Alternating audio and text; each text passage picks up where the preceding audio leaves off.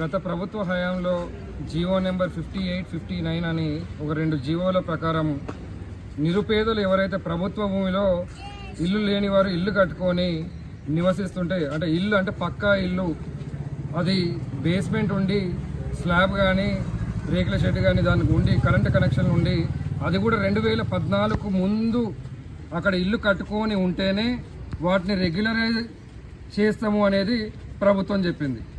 కానీ ఇక్కడ జగదీశ్వర్ రెడ్డి అనే మంత్రి, అంటే అప్పుడు మంత్రిగా ఉన్న టైంలో సూర్యాపేట ఎమ్మెల్యే ఏం చేస్తున్నాడంటే ఒక సుమారు 90 నుంచి 100 మందికి కూడా సర్వే నెంబర్ 126లో ఇల్లు లేకున్నా కానీ 2014కు ముందే అక్కడ ఇల్లున్నట్టు మార్ఫింగ్ చేసి కొన్ని ఫోర్స్డ్ డాక్యుమెంట్స్ తయారు చేసి ఇళ్ళ పట్టాలు మంజూరు చేయడం జరిగింది.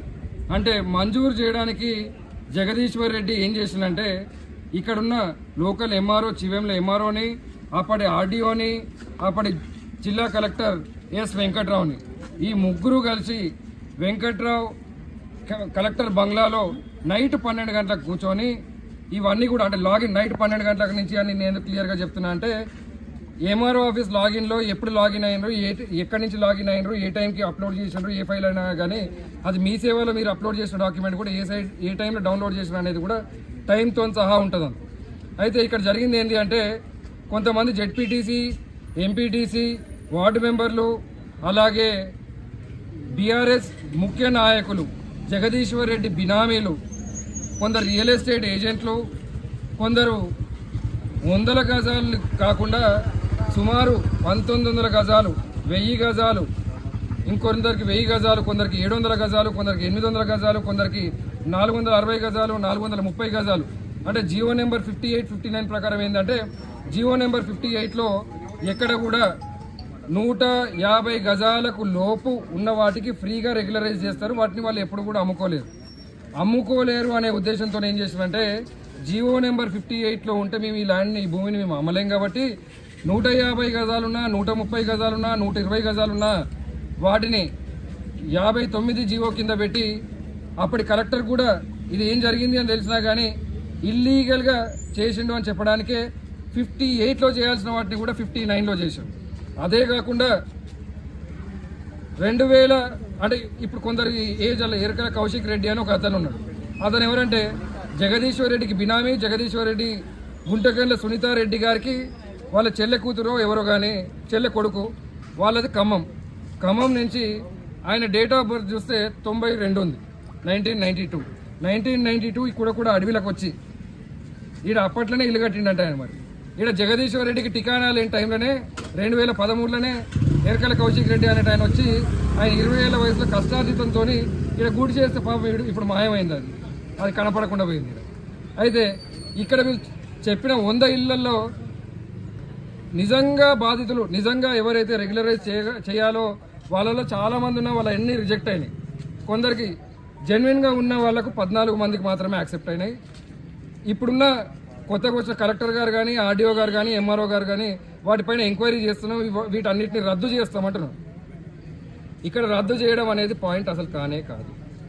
గవర్నమెంట్ని మోసం చేసినందుకు, గవర్నమెంట్ ఆస్తిని దొంగ పత్రాలు సృష్టించి కొల్లగొట్టినందుకు సుమారు 10 ఎకరాల నుంచి 15 ఎకరాల భూమి అనుకోవాలి. ఎందుకంటే అందరి పేరు పైన 200 గజాలే ఉన్నాయనుకుంటే కొందరి పేరు పైన 1000 గజాలు, 2000 గజాలు దాకా కూడా ఉన్నాయి. కాబట్టి ఈ సుమారు 10-15 ఎకరాల ల్యాండ్, అంటే అదే కూడా గుట్టలో ఆ ల్యాండ్ కాస్ట్ ఇప్పుడు ఆ గుట్టను మొత్తం తొలగించి ముందుకు రావడానికి అది ప్లాన్ ఉండే. అక్కడ చూస్తే 4 నుంచి 4.5 కోట్ల రూపాయలు ఎకరం ఉంది ఇప్పుడు అక్కడ. అయితే రియల్ ఎస్టేట్ వెంచర్లు కూడా అక్కడ కొన్ని చెరువులు కబ్జా చేసి వెంచర్లు చేసినారు. వాటిని కూడా ఇదే కలెక్టర్ పైసలు తీసుకొని రెగ్యులరైజ్ చేసినారు, ఏది వెంచర్ల కోసం. ఇక్కడ చూసుకుంటే ఫోర్జరీ డాక్యుమెంట్ 2013లో అందరూ 2 నెలల్లో 3 నెలల్లోనే ఈ ఇల్లు కట్టుకున్నా అని చెప్పిన వాళ్ళందరూ కూడాలో అప్పుడు వీడియో రాజశేఖర్ రెడ్డి గారు ఉండే. ఆయనే అసలు ఆ టర్మ్లో ఎప్పుడైతే వీళ్ళు చెప్తున్న టర్మ్ ఉందో ఆ టర్మ్లో ఉన్నది ఎవరు అంటే వేరే పంచాయత్ సెక్రటరీ గారు ఉన్నారు. వాళ్ళు ఇప్పుడు ఇక్కడనే సూర్యాపేటలో పనిచేస్తున్నారు. అతను పనిచేసే టైంలో ఫోర్జరీ డాక్యుమెంట్స్ అంటే ఇతను వేరే అతను సంతకం పెట్టి రాజశేఖర రెడ్డి అనే సంతకం పెట్టి అన్ని పత్రాలు సృష్టిస్తే కలెక్టర్ కూడా ఎక్కడ కూడా ఏ పత్రం చూడకుండా అయితే ఏ కలెక్టర్ మరి ఆయన ఏం చదివిండో నాకు ఈ రోజు కూడా అర్థం కావట్లేదు. ఏ పత్రం చూడకుండానే 1900 గజాలకు ఆయనకున్న అధికారం ప్రకారం ఆయన చేయగలిగింది చేయాల్సింది 250 గజాల లోపు మాత్రమే, 250 గజాల వరకు మాత్రమే. అయినా కానీ వాళ్ళ దగ్గర కూడా లంచం తీసుకున్నాడు ఇదే కలెక్టర్. ఒక్కొక్క దగ్గర 1,00,000 తీసుకున్నాడా 50,000 తీసుకున్నాడో తెలియదు, కానీ అంత చీప్ చిల్లర్ గాడు ఎస్ వెంకట్రావు అనే కలెక్టర్. ఎందుకంటే ఆ వెంకట్రావు అనే కలెక్టర్ లేకపోతే ఫ్లైఓవర్లో స్కామ్, డబుల్ బెడ్రూమ్ ఇళ్లలో స్కామ్, అట్లా ప్రతిదీ ఏది ఎక్కడ కనిపిస్తే ఎన్ని విధాలుగా గాలిని కూడా స్కామ్ చేసేటట్టు స్కెచ్లు గీసుకొని సూర్యాపేటకు వచ్చాము. కానీ ఈ స్కామ్ బయటపడుతుందని ఆయన ఏ రోజు కూడా అనుకోలేదు. నేను ఆర్టీఐ ద్వారా ఈ అంత ఇన్ఫర్మేషన్ రావడానికి సుమారు నాకు 6 నెలల టైం పట్టింది. గతంలో సంకినేని వెంకటేశ్వరరావు గారు పత్రికాముఖంగా 100 సార్లు చెప్పింది, ఇట్లా ప్రభుత్వ భూమిని అన్యాక్రాంతం అవుతుంది, చాలా మంది కబ్జా చేస్తారు, వాటిని బీఆర్ఎస్ పార్టీకి సంబంధించిన వాళ్ళు రెగ్యులరైజ్ చేసుకుంటున్నారంటే అప్పుడు బీఆర్ఎస్ జగదీశ్వర్ రెడ్డి కానీ ఇంకొందరు కానీ ప్రతిపక్షాలన్నీ ఉట్టి ఆరోపణలు చేస్తున్నాయి, వాటిలో ఎటువంటి వాస్తవం లేదని చెప్పినారు. కానీ ఇక్కడ చూస్తే అది 100% కబ్జా జరిగింది. జరిగిన దానికి మేజర్ సూత్రధారి జగదీశ్వర్ రెడ్డి అయితే దీని కింగ్ పిన్, దీన్ని మొత్తం కూడా దగ్గరుండి పర్యవేక్షణలో నడిపించింది collector S Venkatrao, RDO Jagadish Reddy, అదే కాకుండా ఎంఆర్ఓ శివేంల. అయితే ఇందులో అతిపెద్ద వింతలు ఏంటంటే ఇల్లు లేకపోవడమే వింత అయితే ఏదైనా కానీ ఫీల్డ్ వెరిఫికేషన్ జరగాలి. ఫీల్డ్ వెరిఫికేషన్ జరగాలి అంటే ఆర్ఐ చేయాలి. ఆర్ఐ ఫీల్డ్ వెరిఫికేషన్ చేయకుండా కలెక్టర్ అప్రూవల్ వేయొద్దు, కలెక్టర్ డిజిటల్ సిగ్నేచరే పెట్టొద్దు, కలెక్టర్ ఇవన్నీ కూడా తప్పుడు డాక్యుమెంట్లను కొట్టిపడేయాలి. అయినా కానీ ఆర్ఐ సిగ్నేచర్ ఏడ లేకున్నా, వెరిఫికేషన్ ఏడ లేకున్నా కానీ ఎక్కడో ఎవరింట్లోనో పోయి ఒక ఫోటో దిగి ఇదే ఇల్లు కుడకూడలో ఉన్నట్టు జియో ట్యాగింగ్ చూపెట్టి, ఎందుకంటే అన్నీ కూడా వాళ్ళ చేతుల్లో ఉండే కాబట్టి ఈ అన్నీ కూడా మేము అక్కడి నుంచే తీసినాం అన్నట్టు చూపెట్టారు. కానీ ఇక్కడ ఇందులో అతి పెద్ద వింత ఏంటంటే కొందరు 2 ఇల్లు, 3 ఇల్లు, కొందరు రేకుల షెడ్కి, కొందరు డేరాలకు, కొందరు అసలు అక్కడ ఏమీ లేవు కానీ ఫోటోలు మాత్రం. ఈ డేరాలకు ఫోటోలు ఎట్లా కలెక్టర్ అప్రూవ్ చేసిన అనేది కూడా అర్థం కావట్లేదు. సరే ఆర్డీఓ తప్పు చేసిన, ఎంఆర్ఎఫ్ తప్పు చేసిన, మరి కలెక్టర్ ఆపాలి కదా ఇవన్నీ. కలెక్టర్ పాత్ర లేకపోతే ఇవన్నీ కూడా ఎందుకు ఆగలేదు? సరే ఇవన్నీ ఒక ఎత్తు అయితే ఆ సర్వే నెంబర్ 126లో ఇంకా కూడా చాలా అక్రమ కట్టడాలు కడుతూనే ఉన్నారు, ఇంకా కూడా అట్లనే ఉన్నాయి. అయితే ఇక్కడ కలెక్టర్ గారు, ఇప్పుడు వచ్చిన కొత్త కలెక్టర్ గారు వీటన్నిటిని కూడా రద్దు చేస్తాము అంటారు. రద్దు చేస్తే దాంతో ప్రభుత్వానికి కానీ వచ్చేది కానీ ఏమీ లేదు. రద్దు చేయడం కాకుండా ఈ పంచాయత్ సెక్రటరీ ఎవరైతే దొంగ ఇంటి పన్ను రసీదులు ఇచ్చినరో వాళ్ళ దగ్గర నుంచి మొదలు పెడితే ఈ దొంగ డాక్యుమెంట్లు తయారు చేయడానికి ఎవరెవరైతే హెల్ప్ చేసినో, ఫోర్జరీ చేసినో, ఫోటోషాప్ చేసి మార్ఫింగ్ చేసినో వారిపైన ప్రతి ఒక్కరిపైన యాక్షన్ తీసుకోవాల్సిందే. అదే కాకుండా వాళ్ళు సస్పెండ్ చేయాలి.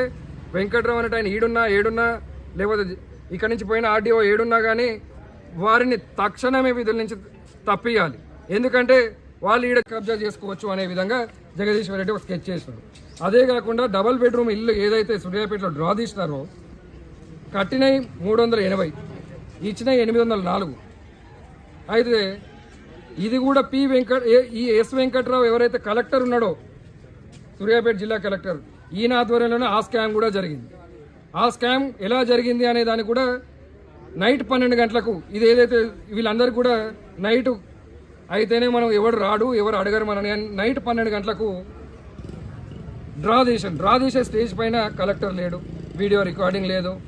బాధితులు చాలామంది మీరు స్టేజ్ పైన టీఆర్ఎస్ పార్టీ నాయకులు ఉన్నారు, కార్యకర్తలు ఉన్నారు, మున్సిపల్ కమిషనర్ సరిగ్గా తీయట్లేరు అని చెప్పినా కానీ మున్సిపల్ కమిషనర్ చెవిలో ఏ పేరు చెప్తే డ్రాలో అదే పేరు వచ్చినట్టు.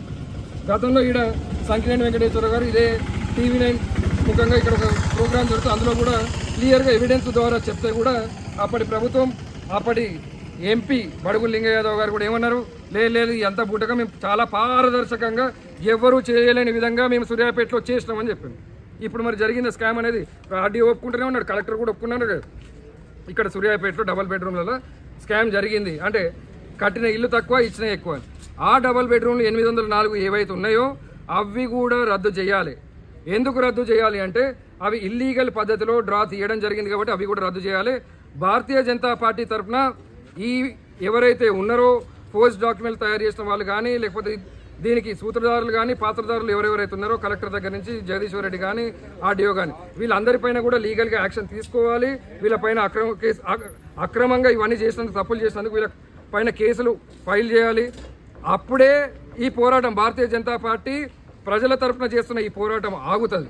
అప్పటి వరకు కూడా ఈ 2 డబుల్ బెడ్రూమ్లలో కానీ భూముల విషయంలో కానీ ప్రభుత్వం ఒకవేళ ఎటువంటి చర్యలు తీసుకోకపోతే మా కార్యాచరణ చాలా కఠినంగా ఉండబోతుంది.